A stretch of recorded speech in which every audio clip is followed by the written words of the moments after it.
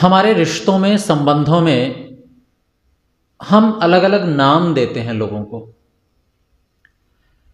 जिनमें केवल एक रिश्ता ऐसा है जिसे हम धर्म के साथ जोड़ते हैं, और वो रिश्ता है पत्नी का रिश्ता, जिसे हम धर्म पत्नी कहते हैं। कोई अपनी माता को धर्म माता नहीं कहता, कोई अपने पिता को धर्म पिता नहीं कहता, कोई अपने भाई को धर्म भाई नहीं कहता, कोई अपने बहन को धर्म बहन नहीं कहता। हाँ, अगर बहन और भाई सगे ना हो और बनाए गए हों तो उन्हें भी धर्म भाई कहा जाता है, उन्हें धर्म की माता कहा जाता है। इससे हमें एक बात तो बड़े अच्छे से समझ लेनी चाहिए कि अगर बात धर्म की हो तो वहां थोपने जैसी स्थिति नहीं होती, बल्कि चुनाव की स्थिति होती है। धर्म सदैव चुना जाता है। मैंने स्वीकार किया है कि मुझे ये काम करने हैं, ये कर्तव्य करने हैं, और फिर वो मेरे कर्तव्य धर्म बन जाते हैं। मैंने चुना है, पत्नी ने मुझे चुना है, इसलिए यह संबंध धर्म का संबंध बन जाता है। एक अधर्म, क्योंकि पति पत्नी की चर्चा भी मुख से मेरे निकल गई, तो एक छोटा सा प्रकरण मुझे याद आ रहा है। एक अधर्म आजकल घरों में बहुत अधिक होने लगा है, बहुत अधिक बड़े स्तर पर होता है। जिस समय हम अपनी पुत्री के विवाह के लिए एक योग्य वर का चुनाव करते हैं,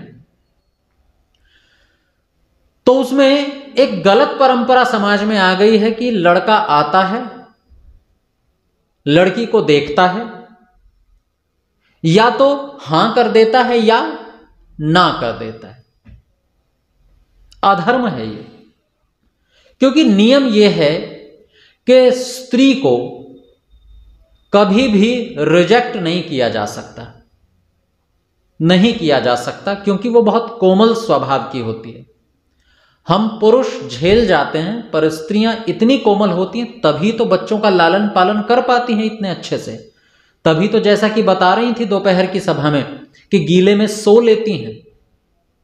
अगर घर में खाना खत्म हो गया तो एक चेहरे पर शिकन नहीं दिखाई देगी कि खाना खत्म हो गया है।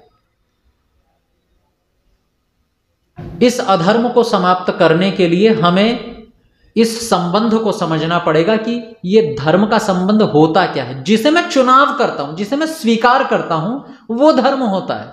और इसका यदि आपको प्रमाण चाहिए तो श्री कृष्ण अर्जुन को समझाते हुए कहते हैं कि अगर तुम्हें धर्म और अधर्म को जानना है, आजकल इस जो श्लोक मैं बोलने जा रहा हूं, इस श्लोक को लोग बड़े गलत अर्थों में प्रयोग करते हैं। कारण यह है कि हमने शास्त्र पढ़ना छोड़ दिया है। वहां लिखते हैं स्वधर्मे निधनम श्रेयः परधर्मो भयावह। ऊपर की पंक्ति श्रेयान् स्वधर्मो विगुणः परधर्मात् स्वनिष्ठिता। स्वधर्मे निधनम श्रेयो परधर्मो भयावह। अपने धर्म में मर जाना ज्यादा बेहतर है, बजाय इसके कि तुम दूसरे धर्म में जाओ जो कि तुम्हें आसान लग रहा है, सरल लग रहा है। और लोग कह देते हैं कि देखो ये हिंदू धर्म की बात चल रही है। नहीं, ये बात हिंदू धर्म की नहीं चल रही है, ये बात मानव धर्म की चल रही है। अगर मेरे शास्त्र कोई बात कहते हैं, अगर मेरे महाभारत रामायण, अगर मेरी उपनिषद, मेरे वेद में कुछ लिखा है ना, तो वो किसी हिंदू, मुस्लिम, सिख, ईसाई, जैन, बौद्ध, पारसी के लिए नहीं लिखा है। वो उस व्यक्ति के लिए लिखा है जो दो पैरों पर खड़ा है, जिसके दो हाथ हैं, जिसकी दो आंखें हैं, जिसके पास एक बुद्धि है, जिसके कारण वो मनुष्य या इंसान कहलाता है। हर उस व्यक्ति पर यह बात लागू होती है। क्योंकि प्रश्न उठता है कि जिस समय श्री कृष्ण अर्जुन को कह रहे हैं कि स्वधर्मे निधनम श्रेयो, अपने धर्म में रहते हुए मर जाओ, परधर्मो भयावह, दूसरे का धर्म तो बड़ा डरावना है। जरा सोचकर देखिए, क्या उस महाभारत के समय में कोई बौद्ध सामने खड़ा है, कोई जैन सामने खड़ा है, कोई ईसाई सामने खड़ा है, कोई मुस्लिम सामने खड़ा है, कोई पारसी सामने खड़ा है? कोई सामने नहीं खड़ा। इसका मतलब किस धर्म की बात हो रही है कि अपने धर्म में रहो, दूसरे के धर्म में मत जाओ। सभी तो अपने लोग खड़े हैं, सभी तो वैदिक धर्मी खड़े हैं। इसका मतलब जो कर्तव्य मुझे दिया गया है उस कर्तव्य का पूरी तरह से पालन करना यह धर्म कहलाता है। तुमने बचपन से क्षत्रियत्व की शिक्षा ली है, अरे धनुष बाण चलाने सीखे हैं तुमने, उपदेश देना तुमने सीखा नहीं है। वो तुम्हारा धर्म नहीं है, वो तुम्हारा कर्तव्य नहीं है। और दूसरे के काम में टांग अड़ाओगे, भले ही आसान लग रहा हो पर परिणाम बड़े डरावने निकलेंगे। ये ब्राह्मण का कर्तव्य है, इसमें टांग मत अड़ाओ, सीधे धनुष और तीर चलाओ, ये तुम्हारा धर्म है। परधर्मो भयावह, क्योंकि अर्जुन ना अपनी थोड़ी सी बुद्धि को लगा करके, क्योंकि डर है, हाथ कांप रहे हैं और कह रहा है कि सामने खड़े हैं लोग, कैसे मारूं, अधर्म हो जाएगा, पंडितों जैसी बात कर रहा है। और जब बात कर्तव्य और अकर्तव्य की आती है तब मुझे ऋषि दयानंद सरस्वती जी का 10वां समुल्लास याद आता है। एक बात मैं बड़े दावे के साथ कहना चाहता हूं, जैसे प्राचीन काल में हमारा धर्मशास्त्र सबसे पहला है वेद, उसमें से कुछ नियमों को चुन करके एक अलग पुस्तक में लिखा गया जिसको हम कहते हैं मनुस्मृति, वो उसके बाद का धर्मशास्त्र है। लेकिन आज मैं अगर ये तय करना चाहूं कि ऋषि दयानंद के द्वारा लिखा गया धर्मशास्त्र क्या है, तो वो है सत्यार्थ प्रकाश का 10वां समुल्लास। ये ऋषि दयानंद का धर्मशास्त्र है, उसे पढ़ करके देखिएगा। कई बातें ऋषि दयानंद की ऐसी मिलेंगी कि जहां ऋषि दयानंद हर कदम पर नियमों की बात करते हैं, वो ऋषि दयानंद नियम तोड़ने की बात कर रहे हैं। एक पंक्ति मैं आपके सामने रखता हूं, आपको ऋषि दयानंद सरस्वती जी धर्म क्या समझते हैं ये पता चलेगा। जो व्यक्ति ऋषि होगा उसकी एक पहचान होगी, क्या? वो कभी रुकेगा नहीं। ऋषि व्यक्ति कभी नहीं रुकता, बल्कि वो समय के साथ बदलता चला जाता है। कुछ सत्य ऐसे होते हैं जो समय के साथ नहीं बदलते, वो बहुत गहरे सत्य हैं जिनकी चर्चा अभी माननीय रमेशचंद्र बाबा जी कर रहे थे, माननीय पुरंधी जी कर रही थी, कि जो धारण करने योग्य धर्म है, जो गुण है, जो मनुष्य को मनुष्य बनाते हैं, ऐसे गुण धर्म कहलाते हैं। मैं क्योंकि थोड़ा सा अध्यात्म से बाहर आकर के एकदम बिल्कुल व्यावहारिक धरातल पर बात करने चला हूं। ऋषि व्यक्ति कभी भी नहीं रुकेगा, वो समाज बदलने के साथ साथ नियमों को बदलता चला जाएगा।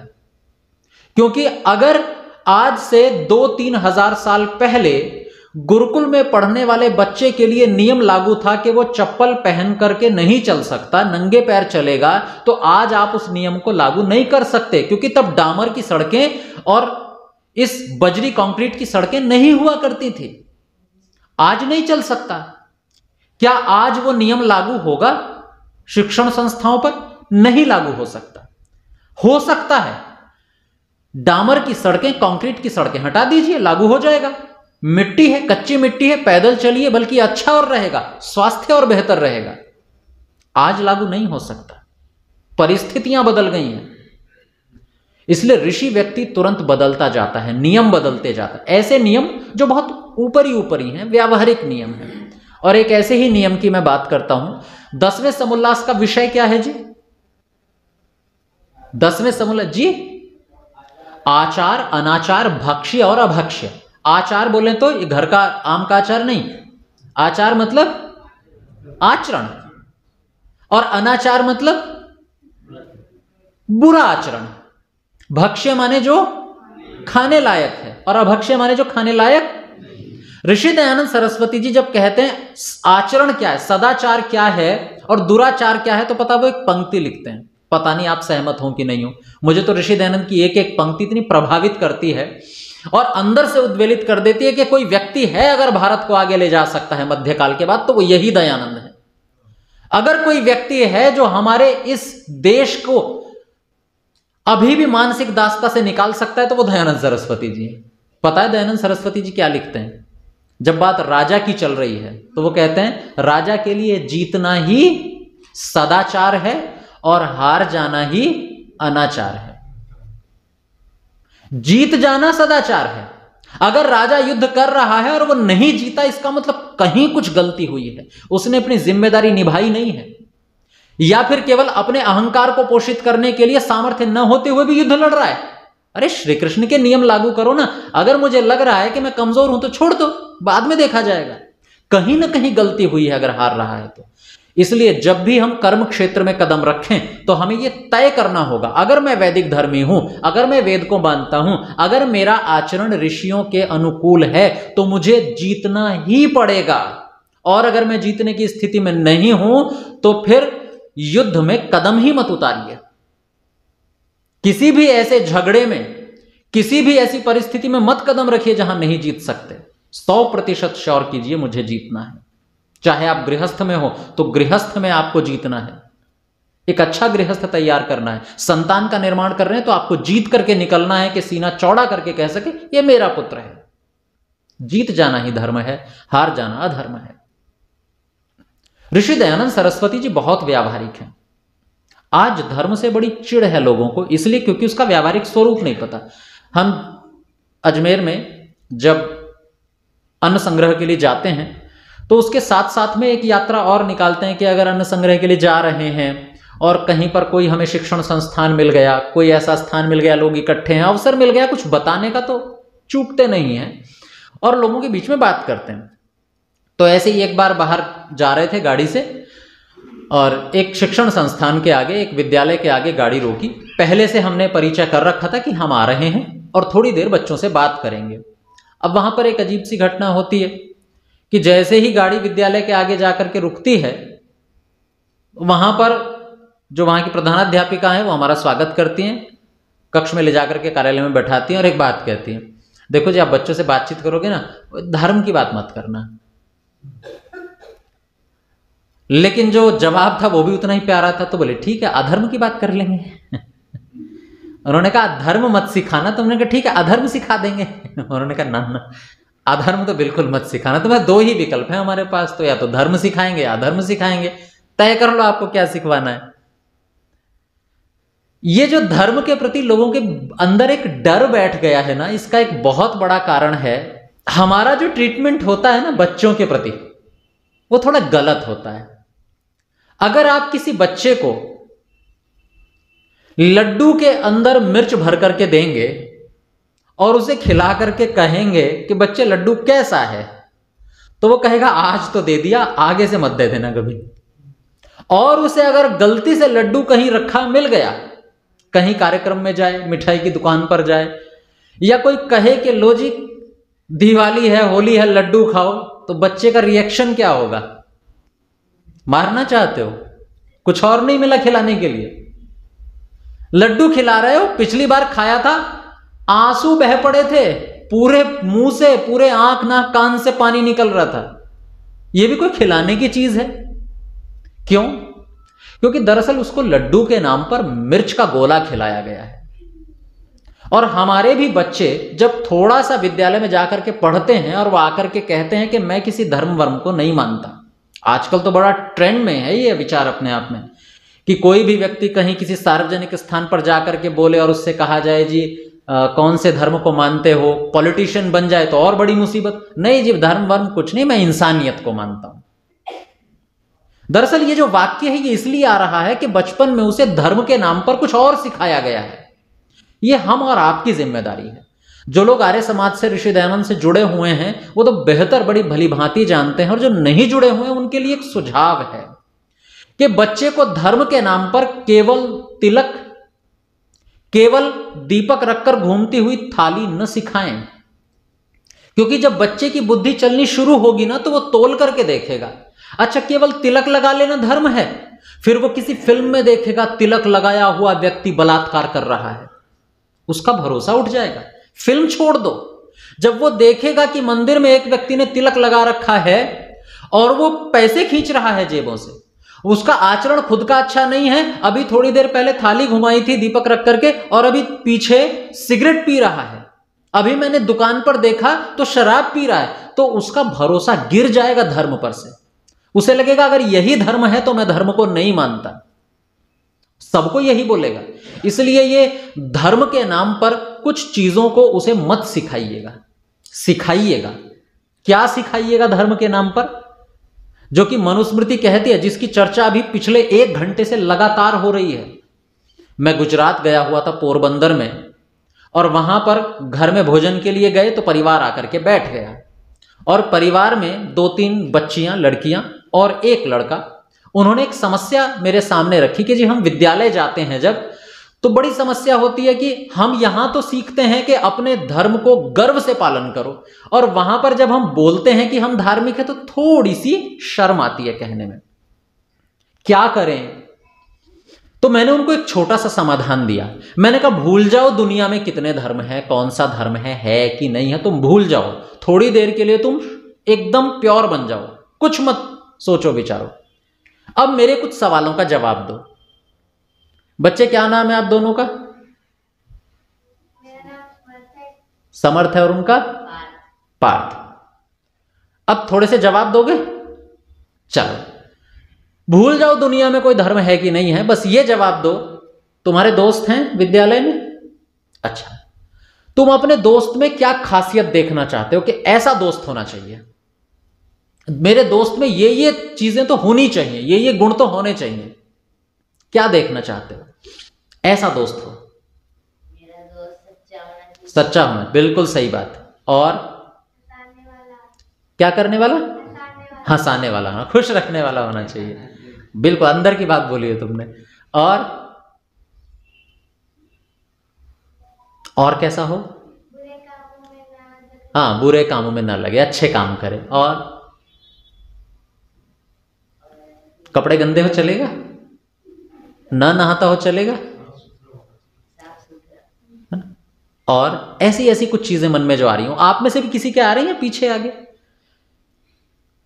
किसी के मन में कुछ आ रहे हो कि भाई मेरा दोस्त ऐसा होना चाहिए, इसके अलावा मैं किसी को दोस्त नहीं बनाऊंगा? कोई पीछे आ रहा है मन में विचार? बैक बेंचर्स कुछ जी? नहीं, एक गुण बताइए बस मुझे जी। पाखंडी ना हो, बिल्कुल सही। भेदभाव ना करता हो, बहुत सुंदर। और अब जरा एक काम कीजिए, आदर्शवादी हो। और जी, आप भी कुछ बोल रही हैं पर बोल नहीं पा रही हैं, छुआछूत न मानता। अच्छा, जरा एक काम कीजिए जी, मुसीबत में साथ दे, निष्पक्ष होकर के जी। हमारी उन्नति चाहता हो, जिससे हम बिल्कुल भरोसेमंद हो, मतलब इसको मैं भरोसेमंद हो, धोखा ना दे। अब जरा दुनिया के सारे संप्रदायों को, धर्म जो अपने आप को धर्म कहते हैं, भूल जाइए। और अब जरा मनु जी ने जो पहचान 10 बताई है, जिनकी चर्चा 1 घंटे से चल रही है, जरा उनसे मिलान करके देखिए कौन कौन से हैं, जरा बताइए। धैर्य होना चाहिए, उसमें पेशेंस होने चाहिए, कभी गलती हो जाए तो माफ भी कर दे। ऐसा ना हो कि बीमार है और फिर भी गलत चीजें खा पी रहा है और मुझे भी खिला रहा है। ऐसा ना हो कि अपने आप तो चोरी करता ही और मुझे भी ले जा रहा है, चल खड़े रहना, तू चोरी मत करना, तो बता देना बस, कोई आ तो नहीं रहा। ऐसा ना हो बिल्कुल भी, चोरी करने में साथ ना रखता हो मुझे, ठीक है।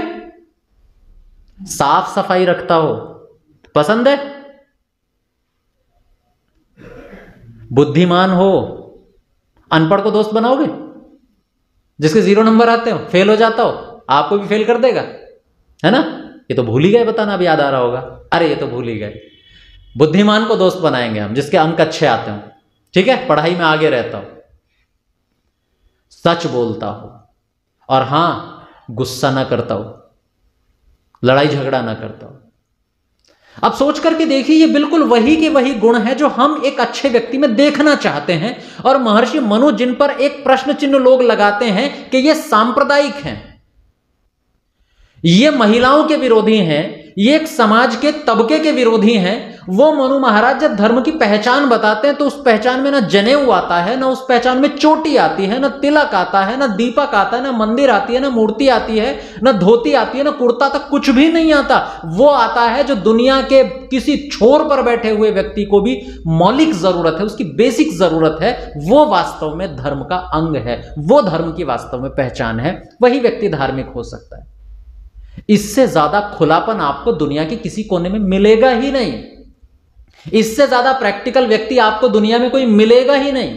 और ऋषि दयानंद उन्हीं महर्षि मनु के पद चिन्हों पर चलते हैं कि जिस तरह महर्षि मनु बायस नहीं है, वो पूर्वाग्रही नहीं है कि जो मेरे मत को मानने वाले लोग जिस तरह के कपड़े पहन रहे हैं उन्हीं कपड़ों को मैं धर्म बता दूं। मेरे मत को मानने वाले लोग जो भोजन कर रहे हैं, बस मैं भिंडी खा रहा हूं तो भिंडी खाना धर्म है, बैंगन खाना अधर्म है।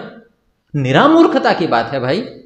मनुष्य की मौलिक जरूरत है और वो जरूरत जो व्यक्ति अच्छी तरीके से पालन कर लेता है वो धार्मिक है, बाकी अपने आप अधार्मिक है। इसलिए जब भी हम अपने बच्चों को यह समझाएं कि धर्म क्या है तो कभी इन बाहरी चीजों पर न अटकें, नहीं तो आने वाले 10-15 साल में आपको उसका कहीं ना कहीं ये सुनने को मिले। सोशल मीडिया का जमाना है आज, तो हर बच्चा कहीं ना कहीं सोशल मीडिया पर है, कहीं ना कहीं है। चाहे तो फेसबुक पर कोई स्टेटस लिखा मिल जाएगा, व्हाट्सएप पर मिल जाएगा, कोई पोस्ट मिल जाएगी कि जी मैं धर्म को नहीं मानता, मैं तो मानवतावादी हूं। अरे मानवता ही तो धर्म है, फिर कहने में क्या डर है कि मैं धार्मिक हूं? हाँ मैं धार्मिक हूं।